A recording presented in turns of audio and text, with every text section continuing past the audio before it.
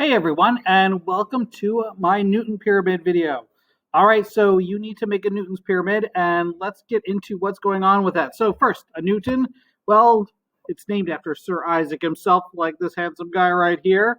And Newton, he was such a famous mathematician and aficionado of physics that he came up with three rules of physics, or three, what we call the three laws of Newton. And they were so well written that we even use them still today. All right, and so to do this, we're going to make what's called a Newton's Pyramid. So unlike the Great Pyramids of Egypt, a Newton's Pyramid is upside down, kind of like in the picture right here. So yeah, it's flipped around funny and everything. It's going to be made out of four pieces of cardboard, kind of like these guys right here. Basically, you just need a triangle, make three others, and kind of tape them together, and you have the basis of that pyramid. And then, let's see here. All you do is you just take them and get them connected together kind of like this, and now you have a pyramid. Now, normal pyramids are kind of pointy like this. Ours is going to be what you would normally call upside down because it's going to be hanging from the ceiling, kind of like that's what this little string is for. Now, a couple things that you need to know about it, right? First, in the workbooks, you all have workbooks for this chapter, and it's not page 12 like it says there. It's actually page 8 for it. But in the workbooks, there is this little guy right here. You're going to cut this out kind of like on the little dotted line right here. You're going to put your name and section on it. Everyone's working on their own this year, so you don't need to worry about other names or anything like that for it. And that has to go on the very top of your pyramid. In fact, when you're handing it in, if that's not there, I'm not even going to accept it because that has all the things that you need to do. It tells you exactly what needs to happen so that you can get all 50 points on this project. Right, couple basic things though, right? If we kind of go over them, right? Well, the first one is that name tag has to be on it that I was just talking to you about. At the end of your string that's going to be holding it up, you need to have some kind of little hook, kind of like a paperclip type thing is probably the easiest way that you can do that. There needs to be some kind of string that holds it up. So I recommend, about 30 centimeters of string. So not, it doesn't have to be super long or anything like that. That string has to be firmly attached to the top. So at the top of your Newton Pyramid, the last thing you want to do is put string there and tape it on. It will certainly fall off. What I recommend is before you attach all the sides together, right, punch a hole through the middle of your center cardboard and tie something to it, like a paper clip, or just make a really, really big knot or something like that. Because now, that bad boy is not coming off, even if there's an earthquake or something like that, right? So make it really, really strong.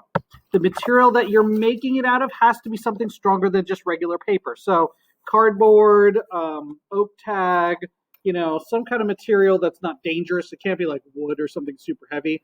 Is the way that you make it. Like I said, the next one is it's got to be upside down. And then when you're doing it, or when you're actually installing it together, right? You take the center one, tape the other three pieces onto it, and then all you need to do is kind of like fold them up and tape them together, right? And then that makes your pyramid shape that you have. Maybe do a little tape on it. They have to be, it's got to be wrapped in something then is the next step. So, it could be as simple as some kind of like holiday wrapping paper people like to do, birthday wrapping paper, wrap it in. Duct tape, some people use just wrap it in duct tape. They have colorful duct tape nowadays and everything. It doesn't have to be fancy. Some of them, people just use white paper. If you want like a really nice clean look, you could just do that to put it on there.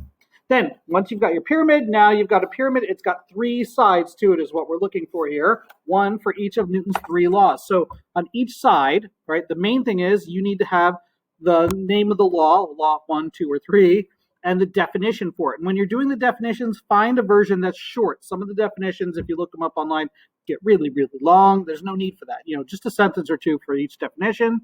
Then you need to have an example and a picture. And the picture and the example can be connected together. The picture can be of the same example that you're giving. So you do, law 1, 2, and 3 like that, right? Make it look fairly neat, and boom, you're going to have all 50 points on your Newton Pyramid. Here are a couple examples, right? This one right here, you can see they actually used fancy duct tape and wrapped around and everything. It's Newton's third law in this example, right? They've got the example and the color picture right here and everything. And everything's typed up and looks nice. It's not like you kind of wrote it down, like scribbled it or something like that. Here's another one. They just used white paper, right? So it doesn't have to be super fancy.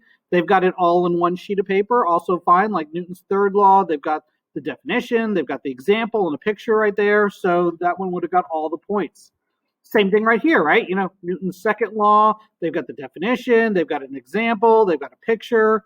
It's all right there for it. You know, another one, here's a third law one, right? They've got Newton's third law, they've got, you know, what the law is, says Newton's third law, they've got a picture.